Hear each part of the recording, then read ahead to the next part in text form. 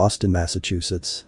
Raha, an Iranian student who had moved to the United States to study architecture, lived alone in a small, aging apartment on the outskirts of the city. The building, though affordable for a student like her, was isolated, and the eerie silence of the neighborhood at night often unsettled her. For weeks, Raha had been feeling that something was wrong. At first, it was just faint noises, scratches on the walls or ceiling that she brushed off as the sounds of an old building or maybe mice in the attic. But then came the shadows. Shadows that moved swiftly in the corners of her vision, yet every time she turned, there was nothing there. One night, as she was studying late, she thought she heard footsteps in the hallway outside her apartment. While she wasn't the building's only resident, most of the other units were vacant. Peeking through her slightly open door into the dimly lit hallway, she saw nothing but darkness. Still, the sound of footsteps continued, slow and deliberate, approaching her door. Her heart pounded. She quietly locked the door and slid the security chain into place. Trying to calm herself, she reasoned it could just be a neighbor returning home late. But the footsteps didn't stop. They halted right outside her door. With trembling hands, she pressed her eye to the peephole but saw nothing. Just as she was about to step away, a shadow suddenly darted past. Terrified, she backed into the kitchen to grab a knife. She felt certain someone was in the building or maybe even inside her apartment. She checked every room with shaking hands but found nothing. That night, she didn't dare turn off the lights. The following nights only made things worse.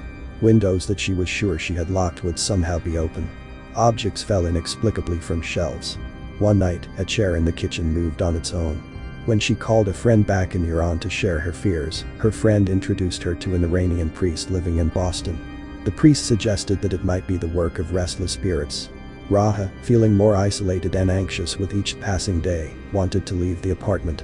But with exams approaching and little money to spare, she decided to stay, hoping things would get better.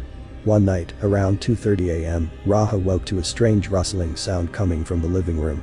Her eyes darted to the closet door, which was now ajar. She was certain she had closed it before going to bed. Her heart raced as she sat up. Moments later, a loud crash came from the kitchen. Gripping the small knife she kept by her bed, she slowly crept toward the noise. In the kitchen, she saw one of the upper cabinets was open, and a few plates lay shattered on the floor. Before she could react, a shadow shifted in the darkness behind her. She spun around, but all she saw was the faint outline of something moving near the window. Panicked, she grabbed her phone and dialed 911, but just as her finger hovered over the call button, the power went out, plunging the apartment into total darkness. She screamed, but her voice was swallowed by the oppressive silence.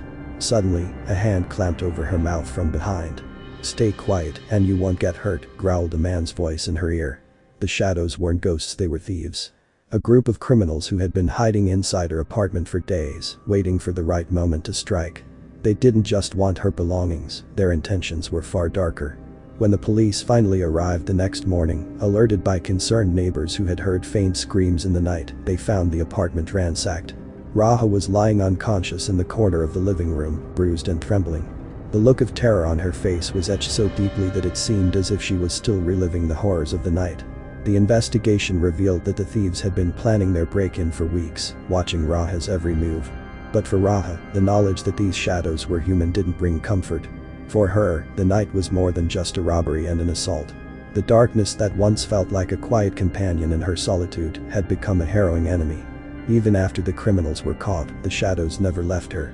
They lingered in her nightmares, whispering reminders of the night she could never escape.